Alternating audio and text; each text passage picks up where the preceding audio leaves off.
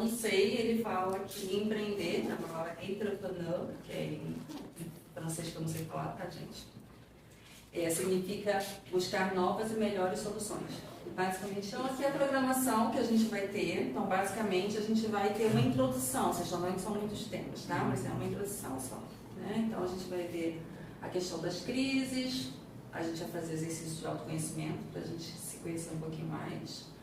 Para poder ter o que empreender, a gente precisa saber nossas habilidades. Né? Vamos ver nosso propósito, vamos fazer também a questão do nosso objetivo. Tem uma ferramenta para a gente aprender, ter um objetivo claro, específico, porque a gente precisa saber para onde a gente vai. No final, a gente vai fazer um projeto, um mini projeto, tá, gente? Uma coisa bem tranquila, né? Não fiquem pensando que a gente vai sair daqui com grandes projetos empreendedores, mas nós vamos sair daqui com várias ideias. Então, vamos também fazer uma parte filosófica para falar da necessidade de empreender.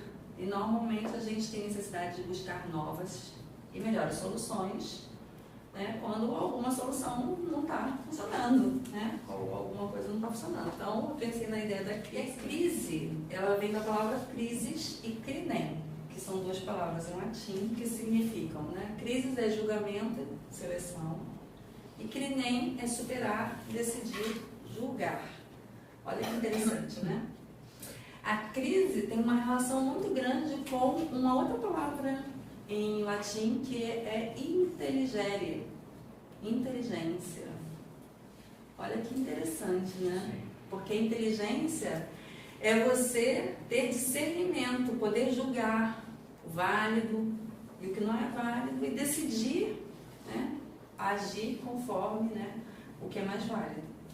Então, a relação que tem a questão de você ter que buscar ferramentas, inteligência é uma ferramenta humana, para se lançar em busca de soluções. Porque onde você vai encontrar solução? Dentro de você mesmo, em algum, né, lugar dentro de nós mesmos. Aqui, a gente tem uma cena que é lá no início da Ilíada. Então, quem conhece aqui a Ilíada e a Odisseia de Homero, mais ou menos, né, por alto. Vai ter uma guerra, né, a Guerra de Troia, na Ilíada, e todo o processo da causa dessa guerra, é interessante ver o início da Ilíada, né? É a profanação do templo de Apolo, né? Que quem cuida desse templo? Crises. E ele tem uma filha chamada Criseida. Quem faz a profanação é Agamemnon, que é um dos governantes da época. E a partir desse ocorrido é que todo o processo, né, se intensifica. Não é que é a partir daí, né? Também tem aquele negócio do rapto da Helena, que é o mais famoso, né? Então são várias coisas que vão motivando, fazendo com que eles tomem a decisão de realmente entrar em guerra. Então, essa crise, né? Porque o templo, né, cuidado por crises, a ideia é de que inicialmente há uma crise, uma profanação. Algo caótico, algo não tem governo, não tem mais a solução que governava aquilo ali, não está solucionando, não está mais governando.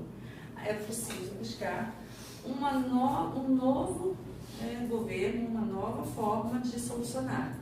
E tudo isso vai dar caminho para o desenvolvimento do ser humano, porque é a partir desses ápices de crise que a humanidade também vai buscando se ressignificar, vai buscando soluções para viver mais valores, né? São momentos em que aquilo que estava tão inofensivo, mas que era problema, que era desgoverno, não tinha um centro ali, um governo, se perde, e em algum momento aquilo vai aparecer de uma forma muito mais absurda.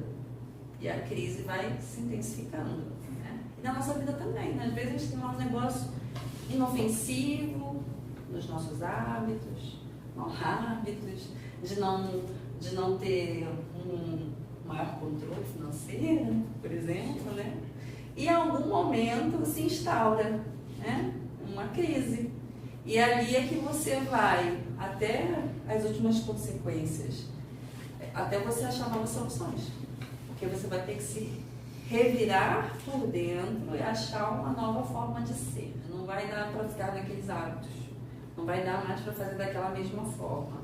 Porque a vida já está te dizendo, faça agora outra forma. Não tem mais como. Então, assim, às vezes a humanidade também vai vivendo esses ciclos históricos, né? E aí, a crise, a gente tem que olhar para ela como oportunidade. Porque primeiro que a gente vai fazer esse processo de transformação. A crise vem e faz a gente se transformar. Sabe, crises pequenas. Sabe quando alguém... quando você tem uma crise num diálogo, e se você for inteligente, você vai crescer. Você vai crescer como ser humano e vai conseguir dialogar melhor. Ao invés de deixar aquela crise te levar e você oferecer o seu pior durante a discussão. É isso, crises são coisas assim. Então, momentos de escolha, porque tem a ver com discernimento e você vai ter que escolher. Então, é um momento de você escolher e se transformar. Não dá mais para ser do mesmo jeito. Agora eu tenho que me transformar em um novo jeito. Olhar isso como transformação. O que importante que foi, né, cada momento da vida nossa, que às vezes não é tão fácil, a gente se transforma. E ver como oportunidade. Porque diante de uma crise, muitas descobertas foram feitas. Assim, várias coisas só acontecem porque as crises estão ali. Então, olhar para a crise com esse olhar é melhor, mais generoso. Porque, na verdade, a gente também vai olhar para nós mesmos com um olhar mais generoso. Né? Compreender que também temos ciclos, temos crises. E é uma condição humana, é o desequilíbrio. E crise sempre. Porque a gente, para andar, né? A gente teve que lidar com essa crise para aprender a andar. Porque quando você anda, você tem que se equilibrar. Andar de bicicleta também. Desequilíbrio, desequilíbrio, equilíbrio. Nunca está totalmente equilibrado. Assim, aquela coisa totalmente perfeita, a gente tem que sair dessa exigência tão grande, porque aí a gente não vai empreender. O empreendedor, ele se lança com o que tem. Né? Às vezes você tem uma habilidade que você nem sabe. E hoje a gente vai se lançar com o que tem. Eu tenho a habilidade de fazer doce, eu tenho a habilidade de me comunicar. O que eu posso fazer com a minha comunicação? Aí eu coloquei essa imagem aqui do Kairos. Que jeito quer ficar? Que o Kairos, vocês conhecem, né? É o deus do tempo. Tem o deus Cronos, que é desse tempo linear, cronológico. Esse tempo, na verdade, do dia a dia, né? Que a gente tem o relógio, mas o Kairos não. Agora, o Kairos, ele é oportunidade. Ele é careca, vocês percebem? E só tem um tupetinho. Eu gostei dessa, bem legal, né? Dá pra ver. E aí, se você passa, você tem que pegar ele na hora que passa. E é assim na vida, né? As oportunidades, elas aparecem, às vezes, no momento que você acha que não pode. Você fala assim, não posso agora. Então, mas é agora que você pode, agora que você vai. Então, se lança, né?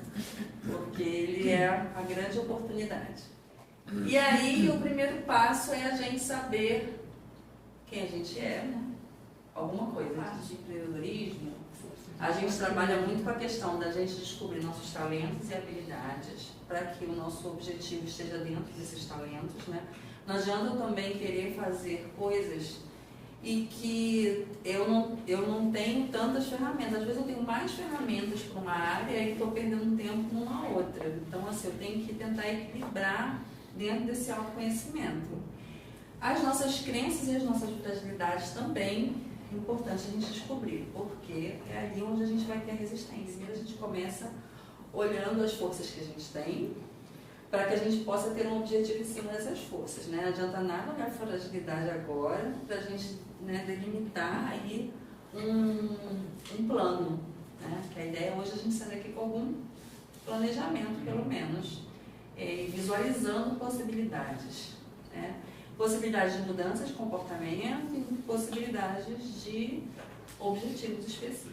Por vezes, tenho lhes ouvido dizer, como se falassem durante o sono, aquele que trabalha no mármore e encontra a forma de sua própria alma na pedra, este é mais nobre do que aquele que lavra a terra. E aquele que agarra o arco-íris para o pôr sobre vestimentas nobres É superior àquele que confecciona sandálias para nossos pés. Mas eu desafio, não durante o sono, mas no pleno despertar do meio-dia, que o vento não se dirige com maior doçura aos carvalhos gigantes do que a menor das folhas de grama.